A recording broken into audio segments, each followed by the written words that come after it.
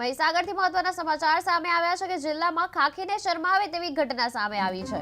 રાજસ્થાન સરહદ પાસે ડિટવાસ પોલીસે બાકોર પોલીસ સ્ટેશનમાં ફરજ બજાવતા કોન્સ્ટેબલને વિદેશી દારૂની હેરાફેરી કરતા રંગે હાથ ઝડપી લીધા છે।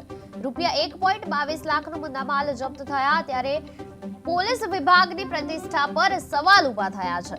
ઝડપાયેલા કોન્સ્ટેબલને સસ્પેન્ડ કરી ખાતાકીય તપાસ શરૂ કરવામાં આવી છે, જ્યારે કોન્સ્ટેબલ અને સાથી બુટલેગરને કોર્ટના આદેશ બાદ સબ જેલ મોકલાયા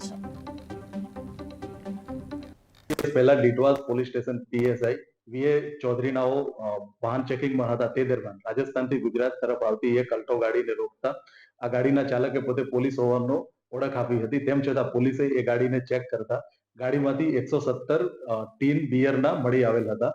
પોલીસે આ વ્યક્તિની તરત ધરપકડ કરી લીધી। અનામ હેડ કોન્સ્ટેબલ તરીકે બાકોર પોલીસ સ્ટેશનમાં ફરજ બજાવતા જયેન્દ્રસિંહ અર્જુનસિંહ સોલંકી તરીકે આ વ્યક્તિની ઓળખ થઈ છે। એના સાથે કનુભાઈ ફતાભાઈ માલીવાડ કે જેઓ બાકોર પોલીસ સ્ટેશન વિસ્તારમાં લિસ્ટેડ બુટલેગર તરીકે છે। પોલીસે આ બંને વ્યક્તિઓની ધરપકડ કરી લીધી અને આ વ્યક્તિઓ ક્યાંથી આ બિયરના ટીન લાવ્યા હતા અને કોને આપવા માંગતા હતા એની પોલીસ તપાસ કરી રહી છે। જોડે જોડે પોલીસ એ પણ તપાસ કરી રહી છે કે ભૂતકાળમાં આ વ્યક્તિઓ કેટલી વાર આ પ્રકારની પ્રવૃત્તિ કરી ચૂક્યા છે।